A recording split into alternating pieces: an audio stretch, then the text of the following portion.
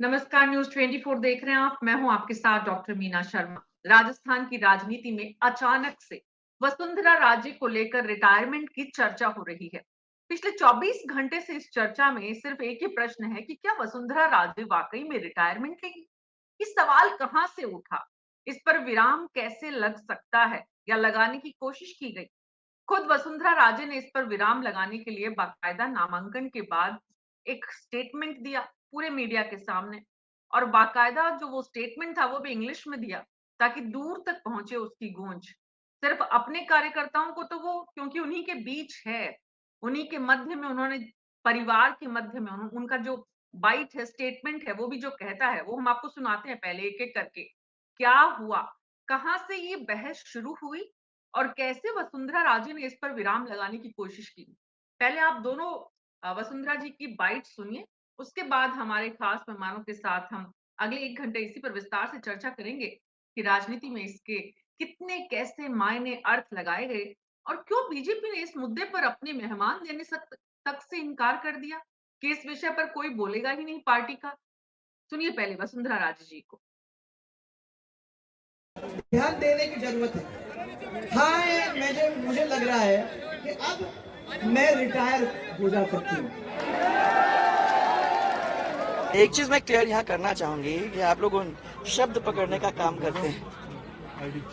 ये जो झालावाड़ है ना, ये हमारा परिवार है। इस परिवार के बीच में हम बहुत चीजें एक दूसरे के साथ करती हैं जिसका पॉलिटिकल कॉनोटेशन नहीं होता है। और कल अगर मैंने ये कहा था तो मैंने इसलिए कहा था क्योंकि दुष्यंत को देखकर, कल भाषण सुनकर, सब लोगों का रिएक्शन देखकर मुझे भी बड़ी खुशी हुई। माँ एज अ मदर मुझे अच्छा लगा कि दोनों का इतना अच्छा एक दूसरे के साथ समन्वय था और इसीलिए मैंने वो बात कही।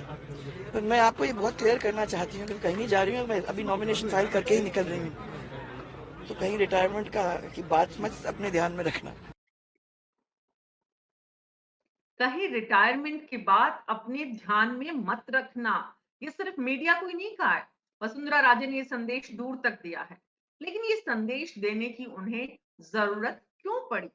आखिर कौन से उनके बयान को मीडिया ने उनके रिटायरमेंट से जोड़कर कहा कि वसुंधरा राजे रिटायरमेंट लेने जा रही हैं?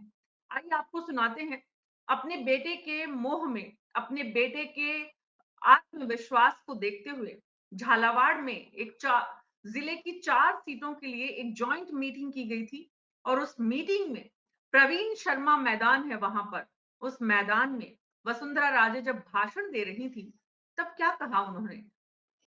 राजस्थान की पूर्व मुख्यमंत्री वसुंधरा राजे के बयान को लेकर पिछले 24 घंटे में राजस्थान ही नहीं पूरे देश की राजनीति में एक बहुत जबरदस्त बहस शुरू हो गई कि क्या वाकई में वसुंधरा राजे अब रिटायरमेंट लेने का सोच रही है?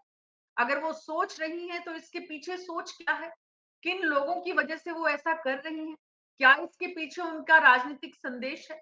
क्या उनकी मंशा है? ये तमाम सवाल पिछले 24 घंटे में राजनीतिक गलियारों में जिस तरह से आगे बढ़े, उसकी वजह क्या थी? कहां से ये विचार आया? कहां से ये मीडिया ने खबर उठाई? कहां से लोगों ने कहा कि वसुंधरा राजे रिटायरमेंट लेने का सोच रही हैं? आपको सुनाते हैं वसुंधरा राजे ने अपने विधानसभा क्षेत्र में झालावाड़ में क्या कुछ कहा। ध्यान देने की जरूरत है। हाँ, मुझे लग रहा है कि अब मैं रिटायर हो जा सकती हूँ। एक चीज मैं क्लियर यहाँ करना चाहूंगी कि आप लोग उन शब्द पकड़ने का काम करते हैं।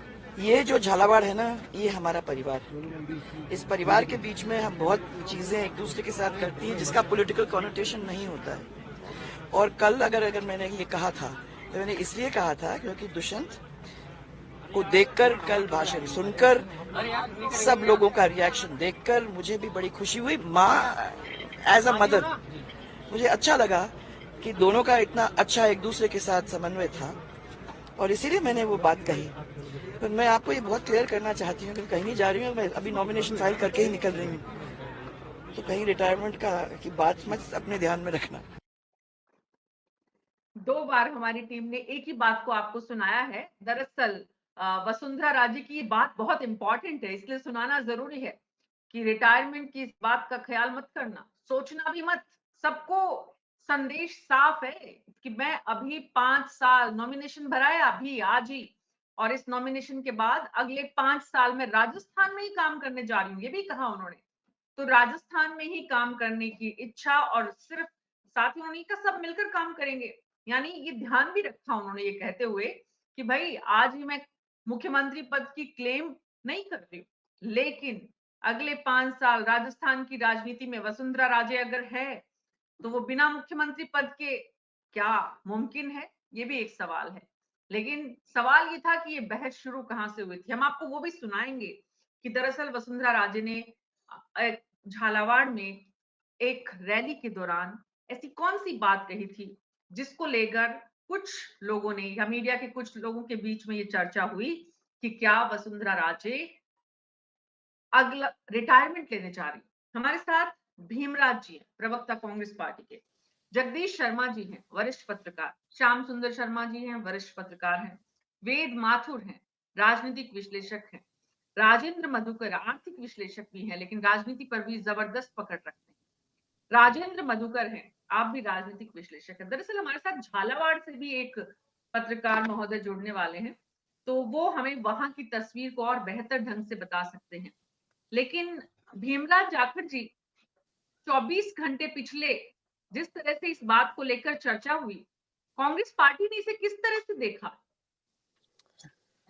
मैडम इसके बारे में वैसे तो वसुंधरा जी को खुद ही ज़्यादा अच्छी तरीके से इसको बता सकती हैं और उसका व्याख्यान कर सकती हैं और मीडिया और जनता को अपने खुल के वो ही ज़्यादा बताएँ। बस मैं तो इतना कहूँगा कि वसुंधरा जी का बयान जो जो हालात अभी बीजेपी के अंदर पैदा हुए हैं और जिस तरह वसुंधरा जी को दरकिनार किया गया और बार-बार कोई मीटिंगों में तवज्जो नहीं देना और देना, कहीं भाषण नहीं होना, तो ये सब चीज़ें हम तो इस मायने से देखते हैं कि वसुंधरा जी को रिटायरमेंट वाली वो आडवाणी जी वाली वो जो मुरली मुरली मनोहर जी वाली वो याद अब ताज़ा हो जाती है कि आखिर वो बीजेपी के अंदर जो सीनियर लीडर है उनको कहाँ ले जाके ये लोग खड़ा करते हैं। भीमराज जी, आप बहुत बहुत ही जो पार्टी के प्रवक्ताओं में जो नंबर 1 कैटेगरी है ना, उसमें आते हैं। आप बड़ा अच्छा बोलते हैं, संतुलित बोलते हैं, तथ्यात्मक बोलते हैं, सोच समझ कर बोलते हैं। आज का ये बयान आपका जो है, वो जो धरातल पे जो स्थिति है और जो कुछ घटनाक्रम हुआ है और उसके बाद जो उनका बयान आया है, आपको लगता है कि आपने जो जवाब दिया वो सही है?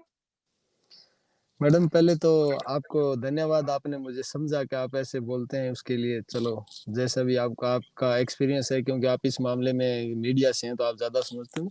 मैडम जो मैं ये प्रैक्टिकल बात कह रहा हूँ, जो मैंने बातें कही हैं आप देख लिए अटल जी के क्या सॉरी अटल जी का नहीं है आडवाणी जी को देख लीजिए, मुरली मनोहर जोशी को देख लीजिए, एक वो लॉयर थे अपने उनका नाम भूल गया मैं जो सीनियर लॉयर थे सुप्रीम कोर्ट के उनका भी देख लीजिए। इन्होंने जो सीनियर लीडर्स हैं उनको दरकिनार किया गया तो वही वसुंधरा जी क्योंकि पहले बीजेपी के अंदर आज तक होता है कि पहले मुख्यमंत्री घोषित किया जाए। वसुंधरा जी का मैंने खुद ने देखा 2 बार मुख्यमंत्री घोषित किया गया। ये परिवर्तन यात्रा निकाला करती थी। जगह-जगह एक बार धौलपुर हाउस में मीटिंगें ली, एक बार यहाँ होटल लसीसर हवेली जयपुर में मीटिंगें ली। तो वो सारा मैनेजमेंट करती थी, सब लोगों से मिलती। तब भी मेरे को ये चीज़ें आज याद ताज़ा हो गई कि वसुंधरा जी को इन्होंने तवज्जो नहीं दी तो कहीं वो बात वापस ताज़ा खड़ी हुई कि वसुंधरा जी सीनियर लीडर हैं, 2 बार हुँ, मुख्यमंत्री हैं। आई थिंक 72 ईयर ओल्ड होगी एज उनकी। तो तब ये बात हुँ। ताज़ा हो जाती है क्या वसुंधरा जी को ये वहाँ खड़ा नहीं कर दें क्या अब आप आपकी पार्टी रुकिए के मुख्यमंत्री पद के दावेदारों की उम्र तो वसुंधरा जी से ज़्यादा है। इसलिए ये बात तो वसुंधरा जी को नहीं सोचनी चाहिए, कम से कम उम्र के लिहाज से। अब उम्र के देश लिहाज के से प्रधानमंत्री की उम्र जो है, उसमें और वसुंधरा जी की उम्र में क्या फ़र्क है? ये भी एक सवाल है। लेकिन मैं मुद्दा ये है कि आपका सोचना है कि वसुंधरा जी का इस वक़्त बीजेपी में जो हाल है, यानी कि पार्टी ने उनको जिस स्थिति में रखा हुआ है, उसकी वजह से ये बयान आया। आपने कितनी जानकारी जुटाई मुझे नहीं मालूम। जगदीश शर्मा जी, पहले हम वो बयान सुनाते हैं जहाँ से इस पूरी बहस की शुरुआत हुई, जो मैं पहले सुनाना चाह रही थी आपको सबको। एक बार फिर से वो बयान सुनते हैं, जिस पर ये पूरी कवायद शुरू हुई। वसुंधरा जी ने ये वहाँ झालावाड़ में जिले की जो 4 इंपॉर्टेंट कॉन्स्टिट्यूएंसीज हैं, उनकी एक जॉइंट रैली की और उस रैली में बोलते हुए प्रवीण शर्मा मैदान है वहां पे झालावाड़ में, वहां पर ये जो बात हुई है, क्या थी वो बात? क्या कहा था उन्होंने? सुनाते हैं आप। सुनाइए मैडम, मैंने तो कल इसको सुन लिया था, लेकिन बाकी पैनलिस्ट जो कि हैं ऐसा लगता उनको था सुन कि लेना कहाँ चाहिए पहुंचे, कि ये किस परिप्रेक्ष्य में परंतु रहते हैं। 34 साल के बाद ऐसे रास्ते बन गए हैं, पानी का काम चालू हो गया है। आज खाली गाड़ी में बैठ के या बस में बैठ के नहीं चलते आप, आज आपका प्लेन लैंड होता है, आज आपकी ट्रेन आना शुरू हो गई है, और आज लोग पूछते हैं कि ये झालावाड़ कहाँ है, और लोग यहाँ आके अपना पैसा लगाने का काम अब करना चाहते हैं। जब भी ये काम होगा तब मैं आपको कह सकती हूँ कि यहाँ निवेश होगा, परंतु सबसे बड़ी बात तो हमको ध्यान देने की जरूरत है। हाँ, मुझे लग रहा है कि अब मैं रिटायर हो जा सकती हूँ। अरे भाई, मेरे पुत्र को आज सुन करके सांसद साहब को सुन करके मुझे लगा कि हाँ ठीक है, आप लोगों ने अच्छी तरीके से उनको सिखा के, कुछ प्यार से, कुछ आंख दिखा के आपने उसको ऐसे रास्ते पे लगा दिया है कि मेरे को इसके पीछे पड़ने की जरूरत ही नहीं होगी, वो आप लोगों ने ही कर दिया है। एक माँ का अपने बेटे के प्रति जो दुलार होता है, वो दुलार उनके चेहरे से टपक रहा था।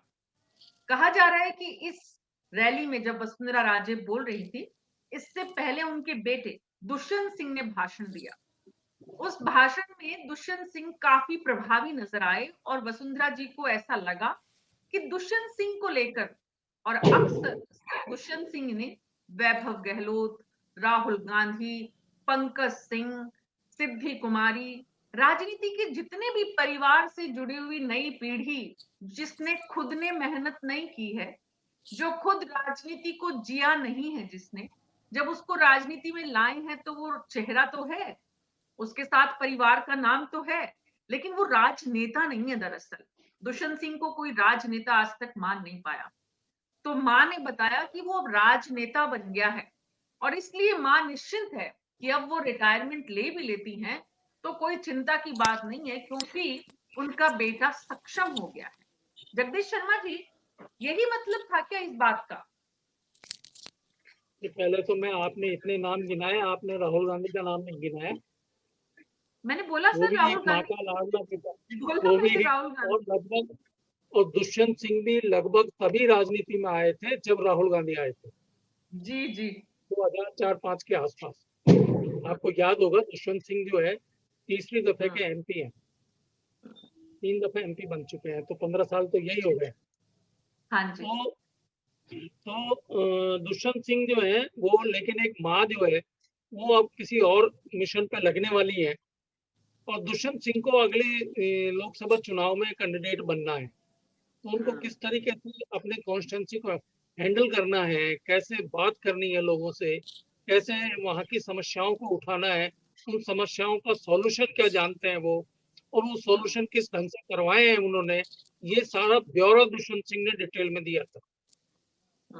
और उससे पहले जो विजय सिंह जी हैं, जो उस इलाके में सारा काम देखते हैं बीजेपी का, वो बोले थे, उन्होंने भी यही सिफारिश की थी कि दुष्यंत सिंह जी अब सीधे हम उनसे जाकर बात करते हैं और वो हमारी समस्याओं का समाधान करते हैं। हमारी जो तकलीफें हैं उनको वो खुद समझते हैं, और समझकर उनका समाधान करने के लिए जो भी कार्रवाई उनको करनी होती है, राजनीतिक, प्रशासनिक, वो सब करते हैं। तो ये जब भाषण सुना वसुंधरा राजे ने, तो वसुंधरा राजे ने भी अपने भाषण के शुरू में ही इस बात को इंगित कर दिया था कि अब मैं रिटायर हो सकती हूँ, यानी कि एक मजाक की थी अपने बेटे के रेफरेंस में। और जैसा उन्होंने खुद कहा कि झालावाड़ मेरा परिवार है, परिवार के बीच में एक तरीके से उन्होंने ये बात की थी।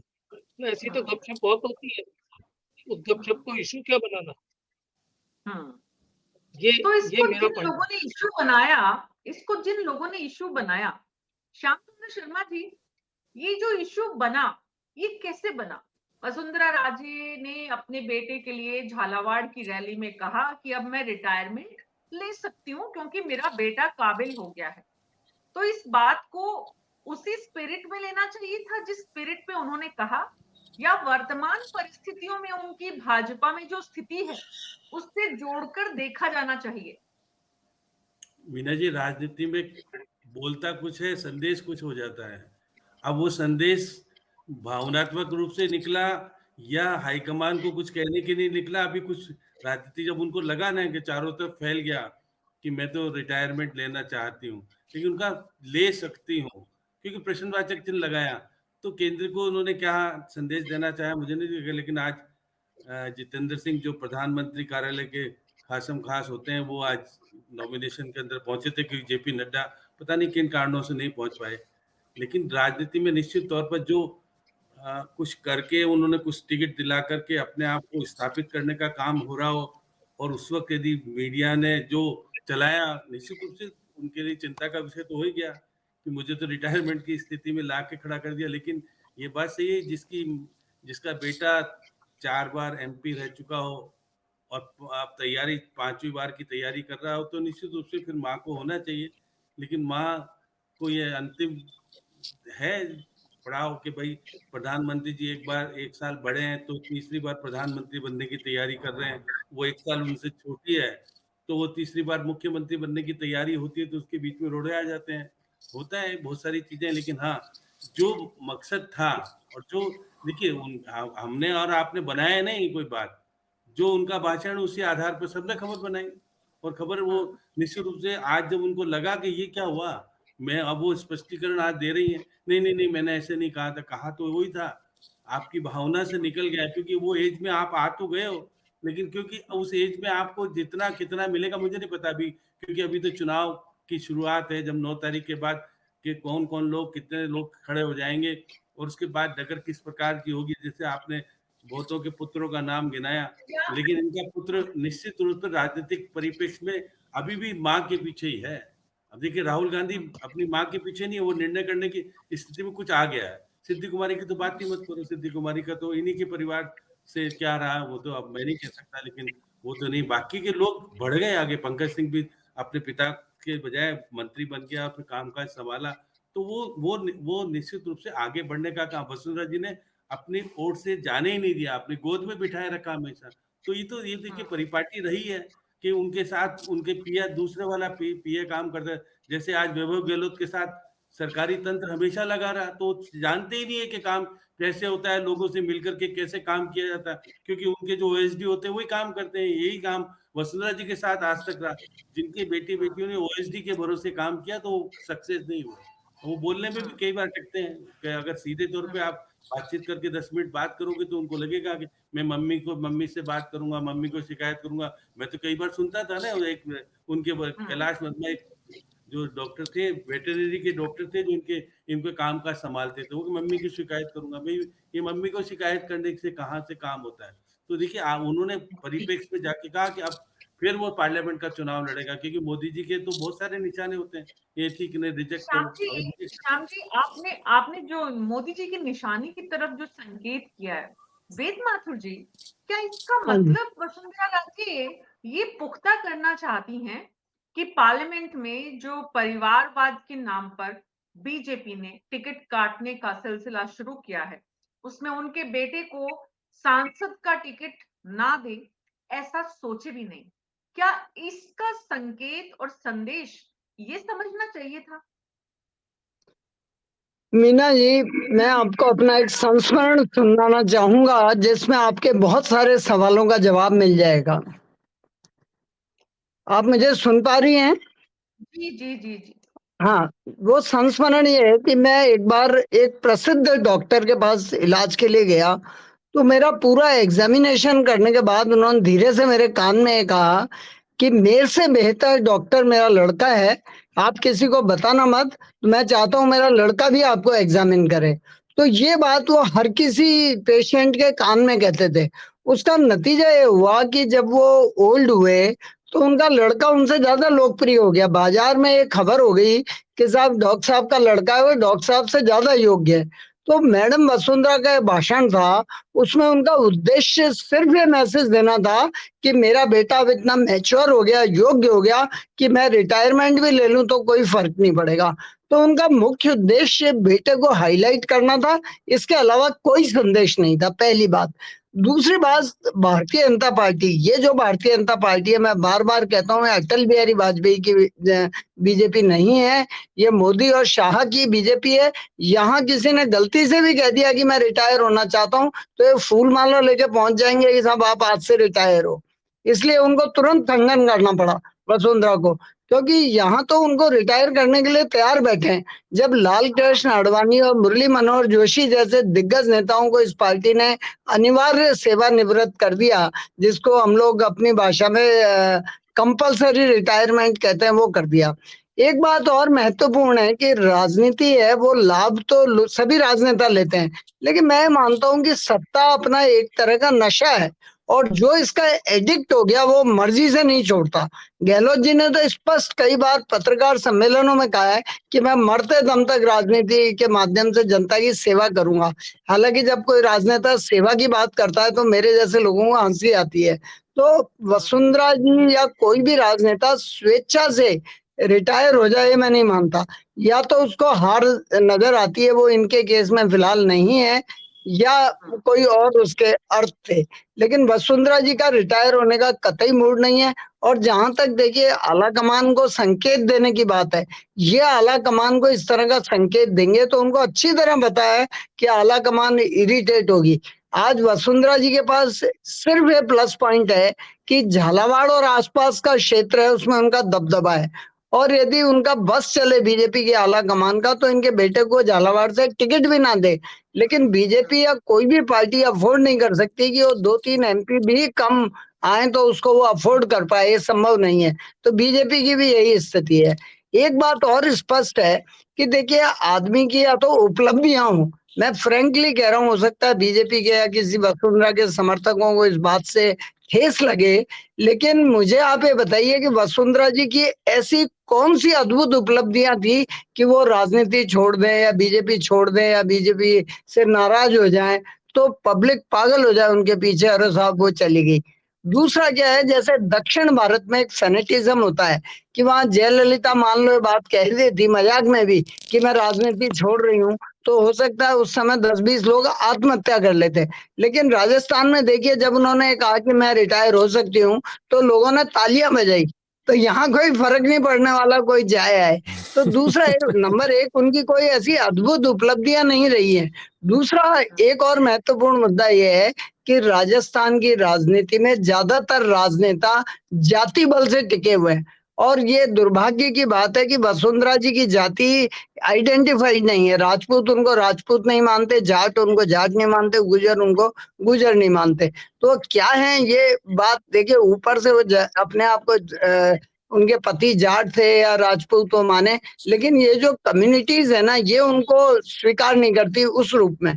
तो उनके पास वसुंधरा जी का समय काल और स्थिति जा चुका है, और कई बार ध्यानाकर्षण के लिए, अटेंशन सीकिंग के लिए भी आदमी कुछ बोल जाता है तो उसके कोई बहुत ज्यादा मायने नहीं है, सिवाय इसके कि आप पत्रकार लोग उसका छिद्रान्वेषण करते हैं। मुझे लगता है देखिए आप इसे बहुत ज्यादा प्रासंगिकता वसुंधरा जी की नहीं है। वेद माथुर साहब, हम सिर्फ जो है और जो दिख रहा है और इन दोनों के बीच का जो फर्क है जो प्रस्तुत किया जा रहा है, का मकसद सिर्फ उन सब के बीच के जो जो छेद है उनको भरना है। इसलिए इसलिए पहले तो हमारी जो कोशिश है राजस्थान और देश की जनता जो हमें देखती है, राजस्थान और देश की राजनीति के वो लोग जो राजनीतिक शब्दावली को समझते हैं। यहाँ पर पिछले 24 घंटे में जो मुद्दा उठा उसका मतलब क्या है ये समझना और समझाना, और जनता की अगर कोई इससे संबंधित सवाल है तो उनके जवाब देना। हमारा मकसद सिर्फ इतना है। मीडिया का काम सिर्फ वो है जो समाज में हो रहा है, जो घटित हो रहा है उसे सामने रखना, और उसके पीछे की जो भी दांव पेच जो भी खेलने की कोशिश कर रहा है उनके मायने क्या है वो आप सब जैसे वरिष्ठ पैनलिस्ट के माध्यम से समझाना। इसलिए जो बीच बीच में बार बार में जो मीडिया पर सवाल उठाने वाले जो लोग हैं वो दरअसल मीडिया को समझते नहीं है। विद ड्यू रेस्पेक्ट, मीडिया नहीं मैम, थोड़ी बात चुटकी लेना, आप लोग दिन भर राजनीतिज्ञों की चुटकी लेते हैं, हमें भी मौका दीजिए कभी कभार मीडिया की चुटकी लेने का। नहीं, जरूर लीजिए, जरूर लीजिए। मैं उसी विषय पर आ रही हूँ, अब चुटकी लेने वाले विषय पर ही आ रही हूँ, जिस पर आपने संकेत किया है। दरअसल मीडिया का काम जो मैंने कहा वो है, अगर वो काम है तो वसुंधरा राजे ने जो कुछ कहा और जिस तरह से परोसा गया उसमें फर्क था। ये किन लोगों ने किया, ये एक सवाल है। जिन लोगों ने किया उसके पीछे क्या सोच था, या उन्हें समझ ही वैसा आया उस उनके भाषण से, या फिर चुटकी लेने वाले मीडिया में भी हमारे साथी हैं। जैसे वेद माथुर जी ने चुटकी ली, वैसे मीडिया के साथियों ने भी चुटकी ली कि भाई वसुंधरा राजे जी ने कहा है तो सुनिए फिर आपने क्या कहा है। भले ही आपने अपने बेटे की प्रशंसा में कहा, भले ही आपने संतुष्टि में कहा, भले ही आपने उसे स्थापित करने के लिए कहा, जैसे आपके डॉक्टर ने कान में कहा, उन्होंने पब्लिक मंच में कहा। लेकिन राजेंद्र मधुकर जी, सवाल ये है कि जो कुछ भी हुआ पिछले 24 घंटे में, शेखावाटी तक भी उसका संदेश गया क्या? कुछ सुना, कुछ चर्चा हुई, कुछ बहस हुई कि भाई ये क्या हो रहा है? जी बिल्कुल कोई भी कथन कोई राजनेता कहता है तो उसमें उसका एक उद्देश्य निहित होता है। यथा कई बार चेतन अवस्था में, कभी अचेतन अवस्था में भी, अवचेतन अवस्था में कहे गए कथन का भी एक मायना होता है, उसका भी एक अर्थ निकाला जाता है। ये सच है कि 2003 में जब वसुंधरा राजे राजस्थान में आई तो उनका एक आकर्षण था, अद्भुत आकर्षण था और नवीनता की ओर राजस्थान बढ़ रहा था। ऐसे में अब ये देख सकते हैं कि 2003 के बाद 23-20 साल बाद कहीं न कहीं आकर्षण जो है वो कम हुआ है। जिस तरह से वो आती थी सभाओं में, वहां भीड़ इस तरह जुटती नहीं है, क्योंकि अल्लामा इकबाल ने कहा है कि जमहूरियत एक तर्ज ए हुकूमत है कि जिसमें बंदूक को गिना करते हैं, तोला नहीं करते। ये एहसास भी उन्हें उसी तरह से हुआ होगा जैसे त्रेता युग में भगवान राम ने जब देखा कि उनकी कलम पर श्वेत केश आ गए हैं तो उन्होंने चिंतन किया कि क्यों नहीं अपने राजनीतिक सलाहकार को बुलाकर प्रश्न पूछा जाए कि मुझे क्या करना चाहिए, मेरे श्वेत केश हो गए हैं, क्या चिंतन होना चाहिए। तब राजनीतिक सलाहकार ने कहा कि समय रहते हुए अगर आपने चिंतन नहीं किया तो सत्ता का संघर्ष हो सकता है।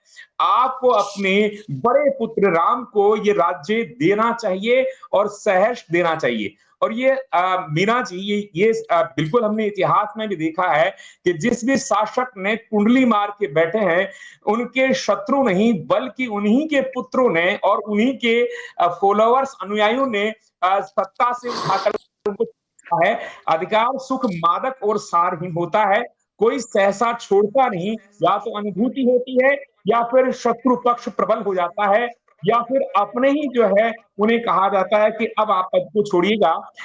एक प्रसंग मैं आपको कहना चाहूंगा राजनीतिक संदर्भ में कि कुंभा जो है उनके बेटे उदा ने संघर्ष किया, पिता की हत्या की, गांगा और जोधा का जो संघर्ष है वो देख सकते हैं। तो यहाँ दो बातें, या तो आप स्वतः यहाँ से पद से च्युत हो जाइएगा वरना आने वाली पीढ़ी या आपका पुत्र भी विद्रोह कर सकता है। आज कांग्रेस और बीजेपी में आप देख सकते हैं कि किस तरह से पत्नी ने पति के लिए विरोध किया। आप देख सकते हैं जिस तरह से भरतपुर में हुआ। तो ये स्वाभाविक है कि कहीं न कहीं वसुंधरा राजे को ये एहसास हुआ, अनुभूति हुआ। और वो अनुभूति कैसे हुई आप देखिएगा, प्रधानमंत्री नरेंद्र मोदी राजस्थान में जब भी आए, वसुंधरा राजे के अभिवादन का उत्तर भी उन्होंने ठीक तरह से नहीं दिया, प्रत्युत्तर नहीं दिया। और जयपुर की जो अंतिम सभा थी उसमें जब महिला बिल के बाद जयपुर जो राजघराने की जो प्रिंसेस हैं कुमारी, उनके माध्यम से संचालन करवाया गया, तो कहीं न कहीं ये एक तरह से अप्रत्यक्ष रूप से एक अनुभूति हो रही है कि भले ही चाहे मेरा सम्मान हो रहा हो, भले ही चाहे टिकट वितरण में मेरा मान सम्मान किया जा रहा है, लेकिन आने वाला जो कल है वो मेरा सुरक्षित नहीं है। इसलिए समय रहते हुए अपने पुत्र को एक सुरक्षित कर लें। और इसलिए उन्होंने कहा कि मुझे लग रहा है कि अब रिटायरमेंट की उम्र आ गई है, मैं रिटायर हो जा सकती हूँ। मेरे पुत्र को सुनकर, आज सांसद साहब को सुनकर के मुझे बहुत अच्छा लगा। आप लोगों ने अच्छी तरह से पुचकार करके, सिखा करके, समझा बुझा करके इसको ठीक किया। मुझे इस पर निगाह रखने की आवश्यकता नहीं है। एक तरफ तो पुत्र को लगा कि हाँ, पुत्र अब जो है सुरक्षित है और अब ये सांसदी भी सुरक्षित है।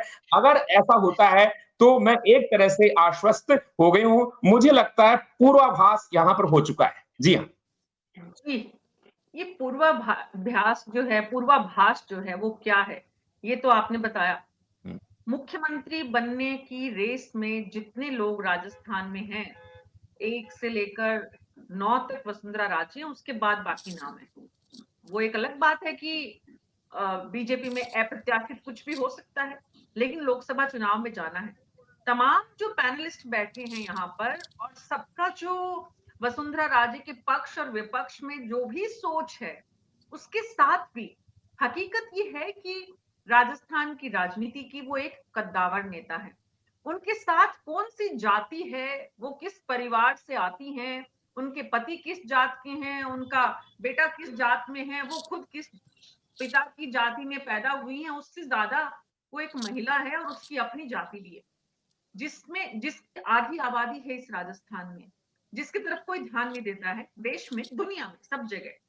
बहरहाल, मुद्दा ये है कि हम महिलाओं की जितनी यहाँ पर बात करते हैं राजनीति में सशक्तिकरण की, तो उसमें एक बहुत बड़ा सशक्तिकरण का चेहरा भी है। तो ऐसा भी नहीं हो सकता कि वसुंधरा राजे का राजस्थान की राजनीति में योगदान नहीं है। वसुंधरा राजे का राजस्थान की राजनीति में बहुत बड़ा योगदान है। इसे हम चाहे उनके समर्थक हो चाहे विरोधी हो, हमें इसे स्वीकार करना चाहिए। बात ये है कि प्रद्युम्न शर्मा जी, जहां से ये बात शुरू हुई, जो उनका भाषण था, उस भाषण से पहले भी हुए, बाद में भी हुए। जब उन्होंने बोला, उन्होंने कहा मैंने मेरे परिवार के सामने बोला, परिवार उनका झालावाड़ है, वहां के लोग हैं।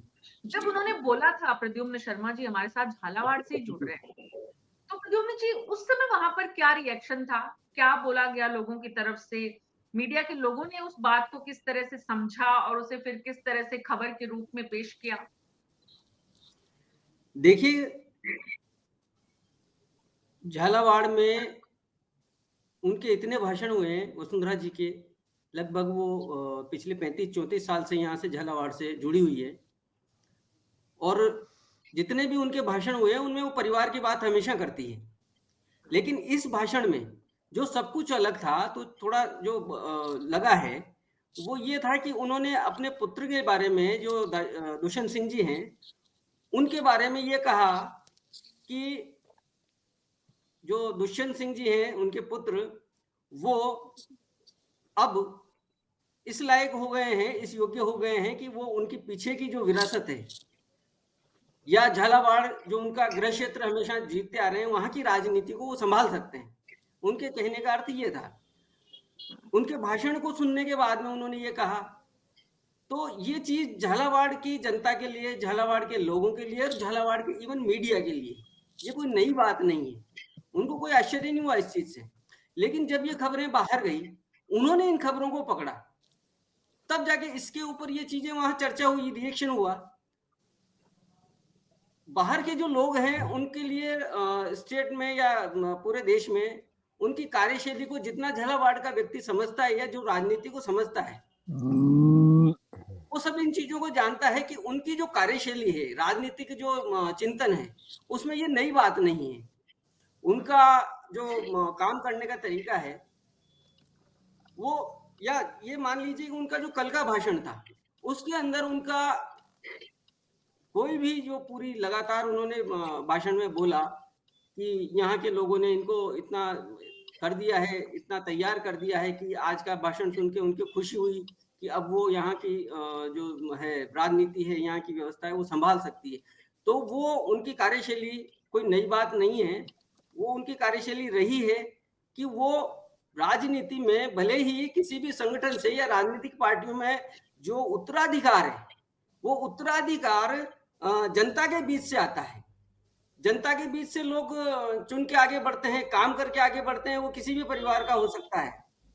लेकिन उन्होंने केडर बेस या जो भाजपा की कार्यशैली है, जो केडर बेस से जो कार्यकर्ता उठ के आता है, जो किसी न किसी का उत्तराधिकार तय करता है, किसी पद पे जगह लेता है, कोई जिलाध्यक्ष पे या प्रदेश अध्यक्ष पे जो जगह लेता है, वो काम करते करते लोग आगे बढ़ते हैं और वो किसी भी परिवार का हो सकता है। लेकिन उनकी कार्यशैली में एक थोड़ा सा डिफरेंस है, जो एक ये बाकी जो राजनीतिक पार्टियां, लोकतांत्रिक पार्टियां हैं, उनसे थोड़ा थोड़ा सा मिसमैच करता है। वो अपनी पसंद डिसाइड करती है और अपनी पसंद के व्यक्ति को वहां पर सेट करने का प्रयास करती है जो उनके अनुकूल हो। जो व्यक्ति उनकी कार्यशैली से मिसमैच करता है उनको वो डिसलाइक करती है। इसमें ये कोई नई बात नहीं है। यहाँ राजनीति में ऐसा सभी करते हैं, राजनीति में ऐसा सभी करते हैं और तभी राजनीति कर पाते हैं अगर वो राजनीतिज्ञ हैं तो।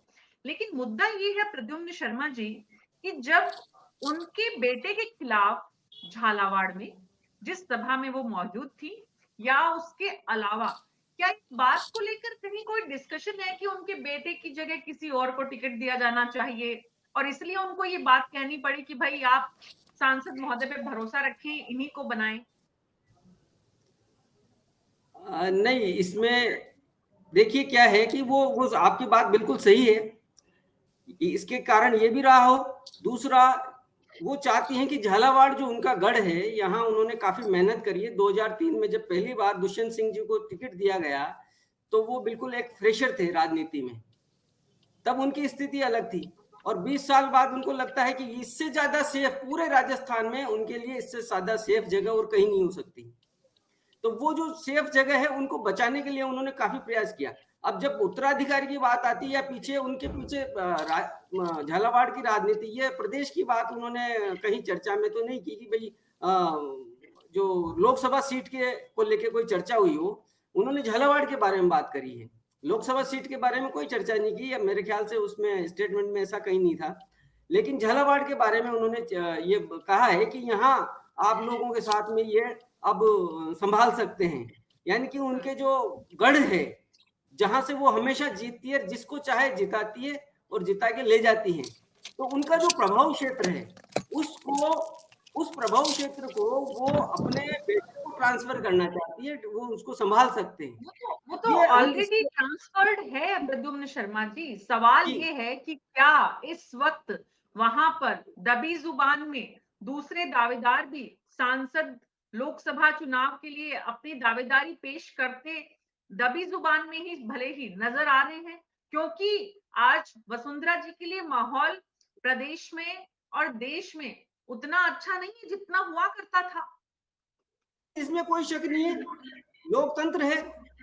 और इवन 20 साल के दौरान जब से यहाँ दुष्यंत सिंह जी पहला चुनाव लड़े थे उससे लेकर अभी तक 20 साल के दौरान में वसुंधरा जी कहते हैं कि अब ये इस लायक हो गया है।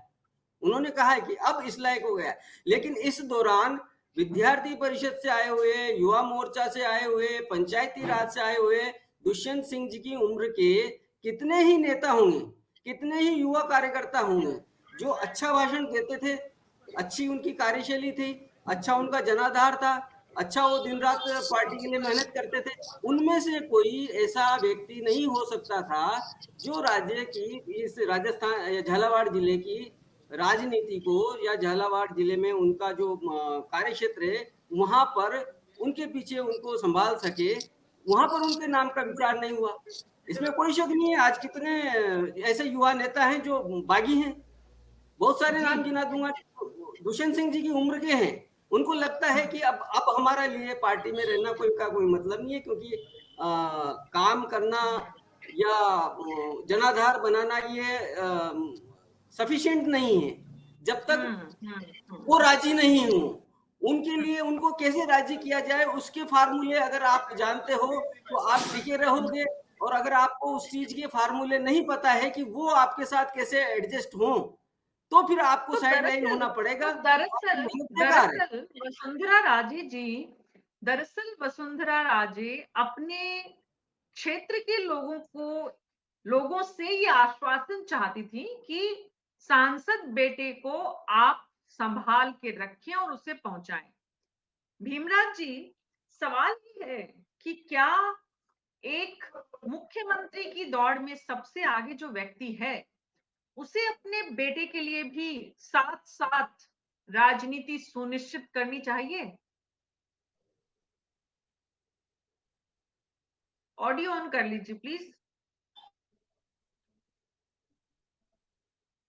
ऑडियो ऑन करिए प्लीज। मैडम मैं एक जिक्र करना चाहूंगा, मधुकर जी ने राजनीति के बारे में कहा था, मैं तो एक बात कहना चाहूंगा कि ओम प्रकाश चौटाला हरियाणा के मुख्यमंत्री थे, तो उनसे किसी पत्रकार ने पूछा था कि आप इसके राजनीति के रिटायरमेंट के बारे में क्या कहते हैं, तो उन्होंने कहा था कि राज और खाज खुद करे तो ही अच्छा लगता है।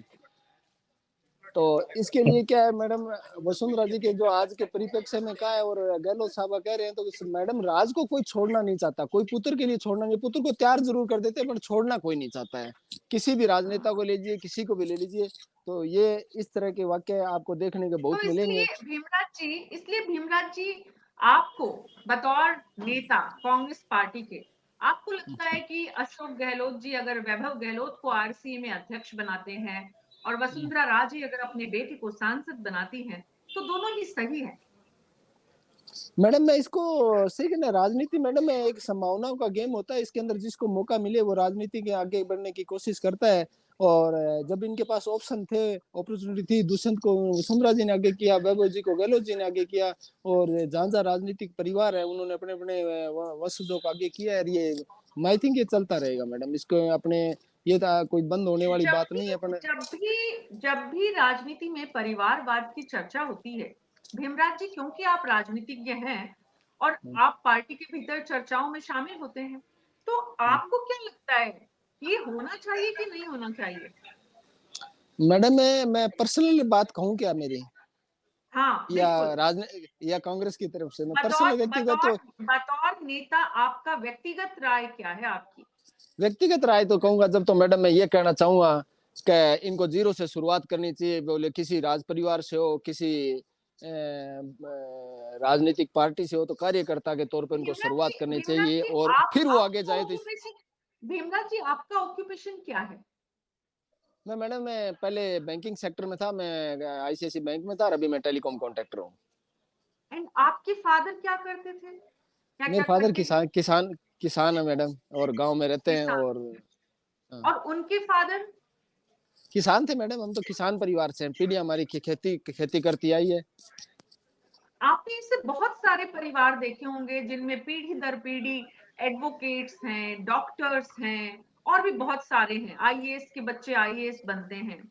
तो अगर राजनेता जिसका अपना इतना बड़ा जनाधार, वोट बैंक, या उसकी इतनी बड़ी टीम जो उसने पूरे जीवन की पूंजी से कमाई है, वो अगर अपने बच्चों को उसे ट्रांसफर करता है, उसे सिंचित करता है, तो इसमें किसी को दिक्कत क्या होती है? मैडम वैसे राजनीति को अपने पढ़े हैं, तो मेरा पर्सनल रिव्यू है कि राजनीति हमेशा आदमी को जीरो से शुरुआत करे, कोई आंदोलन से निकलते हैं नेता बनते हैं, कोई छात्र राजनीति से निकलते बनता है। जैसे ये परिवारवाद आते हैं तो कई बार युवाओं का भी मौका जो है चूक जाता है। युवा जो संघर्ष करके आगे आते हैं, यूनिवर्सिटियों से आते हैं, कॉलेजों से आते हैं, तो वो भी चूक जाते हैं ऐसे मौकों को। तो मैं तो यही कहना चाहूंगा, क्या उनमें इतनी काबिलियत होती है कि वो काबिलियत होते हुए भी पीछे रह जाते हैं, क्योंकि वैभव गहलोत या दुष्यंत सिंह जैसों को मौका ज्यादा मिलता है, या फिर वो अपनी काबिलियत को दिखाई नहीं पाते हैं? मैडम क्या है, मैं इसके पीछे भी एक रीजन और है। मैं आपको बताना चाहूंगा, हिंदुस्तान का चुनाव है वो दुनिया का सबसे महंगा चुनाव होता है, और एजुकेशन में अपने 1 नंबर पे खर्च करने के अंदर, और हिंदुस्तान में और इलेक्शन के अंदर हिंदुस्तान खर्च करने में 1 नंबर है। ये भी एक बड़ा फैक्टर होता है। और जो संघर्ष से नेता निकलते हैं मैडम, उन नेताओं का निखार, उनका व्यवहार, उनका काम करने का तरीका, उनकी देश और जनता के लिए योजनाएं, वो मैडम अलग ही रहेगी और उनका अलग ही रहेगा। आप किसी भी नेता जो यूनिवर्सिटियों से निकले हुए और राज परिवार से आते हैं, उनमें दोनों में हमेशा फर्क मिलेगा। बिल्कुल ठीक है, बात मुझे आपकी समझ में आती है, और इस प्रदेश के लोगों को, इस देश के लोगों को भी ये बात जरूर समझ में आती होगी। उसके बाद भी क्या कारण है कि 20 साल तक बार बार दुष्यंत सिंह वहां से सांसद बन जाते हैं, उनकी मदर मुख्यमंत्री भी रहती हैं? जगदीश शर्मा जी, राजनीति में ये जो एकाधिकार है, राजशाही से जो लोग डेमोक्रेसी में आए, वो दरअसल राजशाही को छोड़ नहीं पाए। जो लोग डेमोक्रेसी से आए, अशोक गहलोत जैसे, वो भी राजशाही प्रवृत्ति में आ गए। अशोक गहलोत जी अब अपने बेटे को किसी भी तरह से वो करना चाहते हैं कि वो, यहाँ तक कि उनकी पोती को स्कूल छोड़ने मुख्यमंत्री निवास की गाड़ी 2-3 लोगों के साथ जाती है। तो ये एक तरफ राज परिवार से आए हुए लोग वसुंधरा राजे हैं, जो खुद मुख्यमंत्री रहती हैं, अपने बेटे को सांसद बनाती हैं, कार्यकर्ताओं को मौका नहीं देती हैं। और एक तरफ वैभव गहलोत है, या ऐसे ही वो तमाम नाम जो देश के अलग अलग हिस्सों में है। जगदीश शर्मा जी, इन लोगों को कहीं कोई एक लकीर खींचने की जरूरत बहुत सख्त है, महसूस करते हैं आप? कि मैडम ऐसा है कि लकीर खींचने की बात वही हो सकती है जहां पर कि उनका सोच समझ ऐसा हो। अशोक गहलोत हो, चाहे वसुंधरा राजे हो, चाहे और कोई पॉलिटिशियन हो, हमारे राजस्थान में बहुत हैं ऐसे पॉलिटिशियन, उनके बेटे और पोते अब चुनाव के मैदान में हैं, चुनाव लड़ रहे हैं, टिकट नहीं मिली तो निर्दलीय लड़कर अपना वजूद बनाने की कोशिश करते हैं। ये इनका एक प्रवृत्ति है, ह्यूमन टेंडेंसी है। जहां तक अशोक गहलोत की जो ग्रैंड डॉटर है या ग्रैंड सन है, उनको छोड़ने जाने की थी, तो सिक्योरिटी का भी रीजन होता है। चीफ मिनिस्टर के बच्चे को जो है घर वालों को कोई कुछ कर दे, ये इसलिए सिक्योरिटी वाले भी अपनी तरफ से भेजते हैं। अगर वो गाड़ी में जा रहे हो तो एक पुलिस वाला जरूर उनके साथ बैठा होगा। तो खैर ये तो एक अलग बात है, किसी की भी सिक्योरिटी का हो सकता है। और भी बहुत सारे पैसे वाले या जो लोग अफोर्ड कर सकते हैं, वो अपने बच्चों के साथ एक आदमी घर का भेजते हैं, जाइए इनको स्कूल तक छोड़ाइए या ले आइए। लेकिन जो बड़े राजनेता हैं, लाइक कि हमारे राजस्थान में देखें तो वसुंधरा राजे, अशोक गहलोत, ये इस लेवल के जो नेता हैं, इनको अपने पुत्रों को खड़ा करने के लिए आज भी, अब ये बात मैं बिल्कुल सही मानता हूँ और मैं भीमराज जी की बात को भी तायद करता हूँ कि अब उनको जाकर ये प्रद्युमन जी बता रहे कि उनके बराबर जो लड़के 20 साल पहले आए पार्टी में, चाहे वो बीजेपी की यूथ विंग के पार्ट थे या उसके थे, वो लोग जो है अब उनके बराबर के हो गए, उनको ज्यादा बेटर जानते हैं। तो क्या वसुंधरा जी ने कभी ये सोचा है कि अब इस बार टिकट दूसरे को दिलाते? ये सवाल खड़ा होता है। बिल्कुल, देखिए सर कि कह रहे हैं कि बड़ी संख्या में कार्यकर्ता वहां है और वो निराशा, क्योंकि वसुंधरा जी का व्यक्तित्व इतना बड़ा है, परिवार इतना बड़ा है, उनकी हैसियत इतनी बड़ी है कि लोग ज्यादा उसके बारे में बोलते नहीं है। जी, तो वसुंधरा राजे को क्या यहाँ बड़ा मन नहीं दिखाना चाहिए? क्या उन्हें लोकतांत्रिक व्यवहार नहीं करना चाहिए? मैं भी इस बात से सहमत हूँ कि वसुंधरा राजे और अशोक गहलोत जैसे जो लीडर हैं, इनको ये भी सोचना चाहिए, अगर वो सचमुच में डेमोक्रेट है, सचमुच में उनका लोकतंत्र में विश्वास है। लेकिन आज तो ये हो रहा है ना साहब कि या तो पुश करो, कोई भी आ रहा हो। आप देखिए कि पार्टी के कितने बड़े बड़े कार्यकर्ता हैं जो जीवन लगा देते हैं अपना पार्टी के काम में, थोड़ा थोड़ा कर करके वो पूरा जीवन लगाते हैं। कितने ही चुनावों में पट्टियां बिछाते हैं, दरी बिछाते हैं। आजकल तो खैर ये टेंट वालों को काम मिल गया है, लेकिन उनको कौन पूछता है? और होता ये है कि वेद माथुर जी, बिल्कुल जगदीश जी, हाँ प्लीज बोले आप, पूरी कमरे की बात। दूसरी पार्टी से लाए आप एक कैंडिडेट को और उसको मैदान में उतार दिया। आप बताइए आपके कार्यकर्ता क्या करेंगे? ये बात अपन ने पहले भी की है। आपके कार्यकर्ता क्या करेंगे? आपकी पार्टी के जो लोग अब तक मैदान में अपनी कोशिश लगाते रहे, अपनी मेहनत से, अपने विवेक से ये सब कुछ करते रहे, और बल्कि मैं कहूँ कि ये दुष्यंत सिंह के लिए भी जो वोट इकट्ठे करने का काम कर रहे थे, उन लोगों का नंबर कब आएगा? जी बिल्कुल ठीक है। तो प्रद्युम्न शर्मा जी, मैडम प्लीज, ऐसे में अगर मैं वेद माथुर जी आपके पास आ रही हूँ, फिर राजेंद्र मधुकर जी और श्याम सुंदर जी के पास। प्रद्युम्न शर्मा जी, सवाल ये है कि अगर झालावाड़ में पिछले 20 साल से किसी भी दूसरे परिवार या कार्यकर्ता को मौका नहीं मिला है, तो ये कारण था जिसकी वजह से वसुंधरा राजे को ये स्टेटमेंट देना पड़ा। देखिए मैडम, ऐसा है, लोकतंत्र में जितनी भी राजनीतिक पार्टियां हैं, उनका अपने अपनी कार्यशैली है। जनता के बीच में से लोग आते हैं, काम करते करते लोग आगे बढ़ते हैं। जब हम एक स्थापित व्यक्ति, स्थापित राजनेता, वो ये निर्णय करने लगेगा कि मेरा बेटा इतने साल बाद इस योग्य हो जाएगा, तब तक मैं किसी को उस जगह पर आने के योग्य नहीं समझता। इस बीच में जब वसुंधरा जी जब यहाँ पहली बार विधानसभा का चुनाव लड़ी थी 2003, तो 2003 में जब विधानसभा का चुनाव लड़ी थी तो झालावाड़ जिले में 3 प्रमुख भारतीय जनता पार्टी के पदाधिकारी और नेता थे।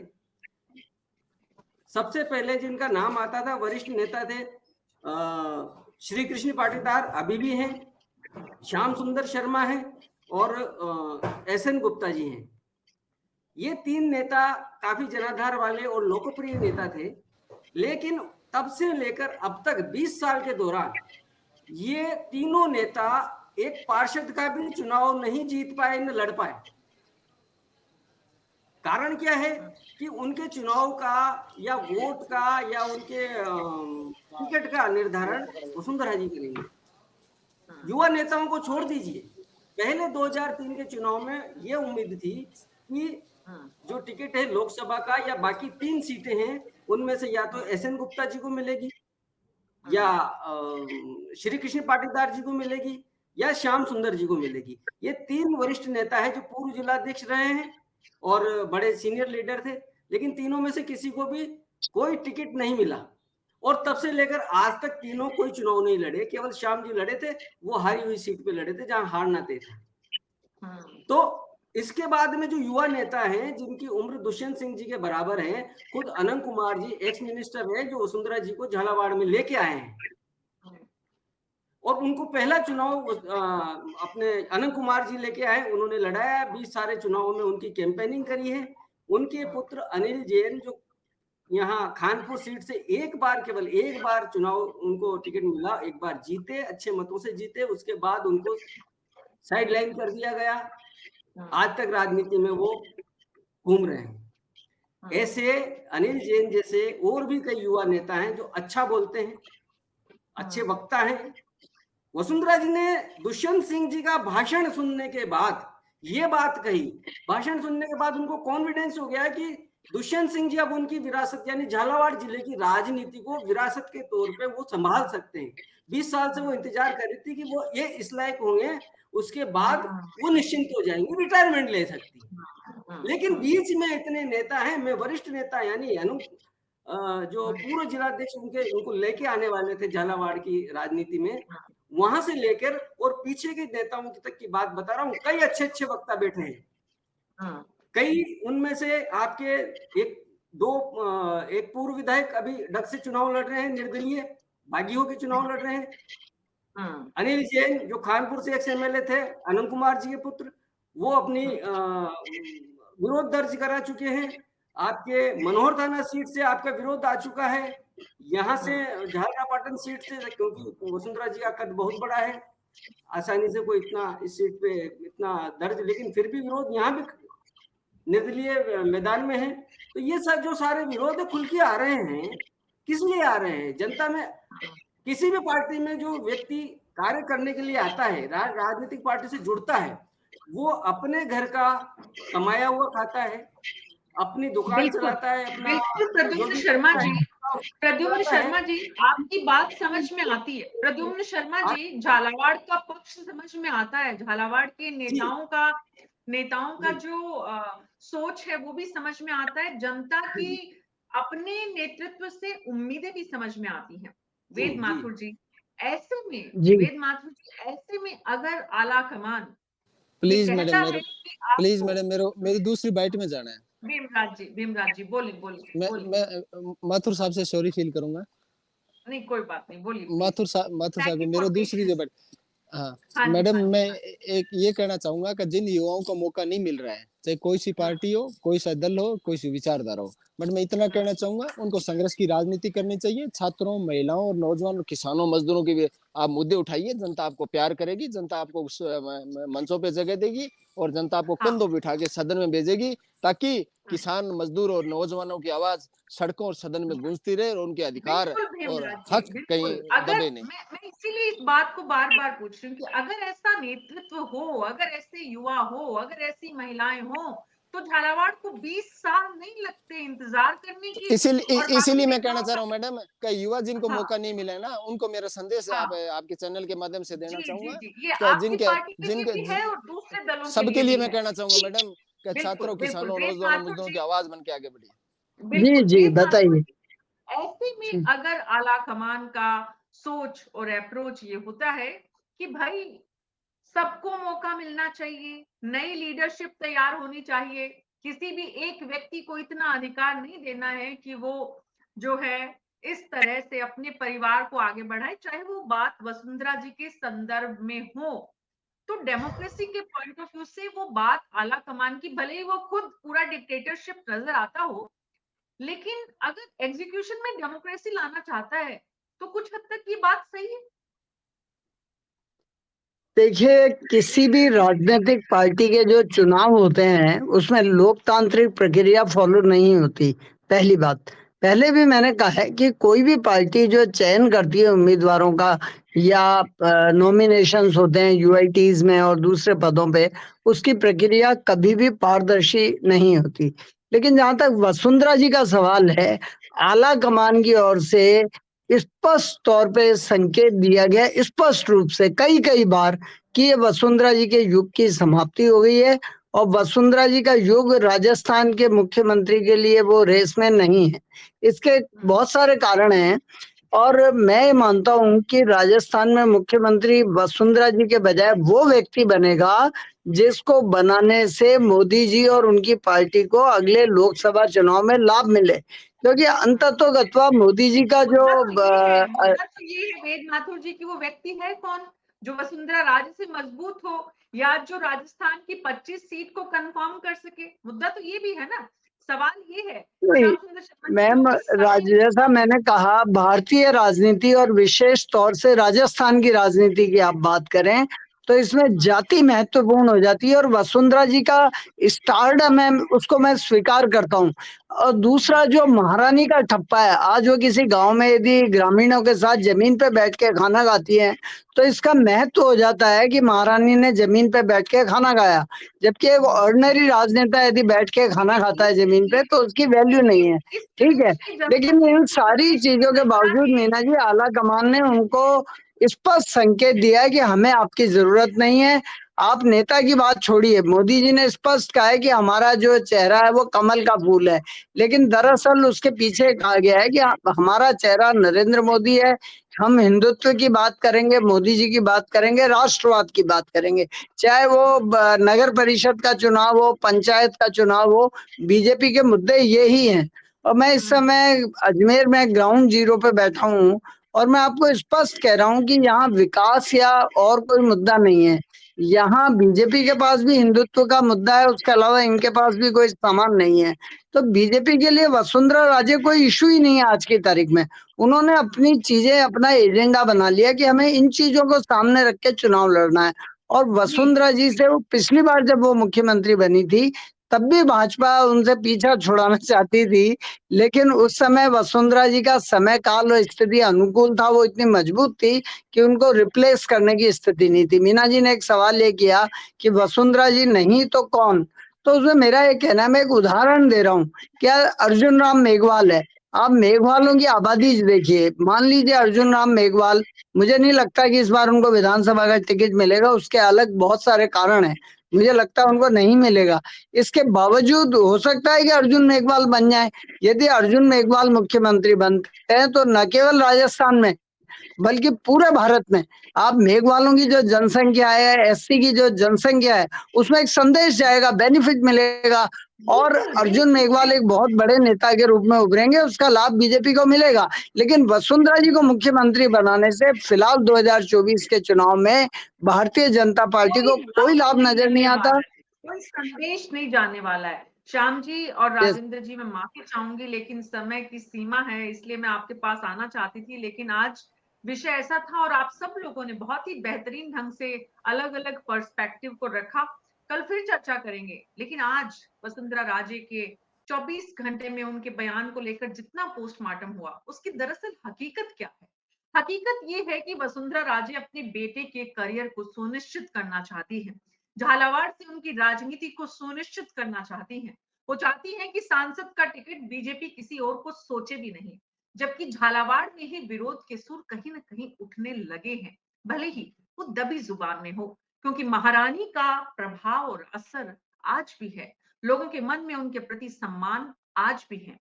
लेकिन ऐसे में एक लोकतांत्रिक प्रक्रिया में, एक लोकतांत्रिक देश में और प्रदेश में वसुंधरा राजे अपने बेटे के प्रति जो उनका मोह है, उसे छोड़ नहीं पा रही हैं।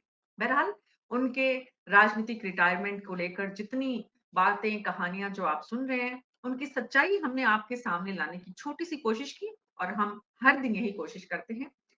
सोमवार को फिर मिलेंगे, कल तक के लिए नमस्कार।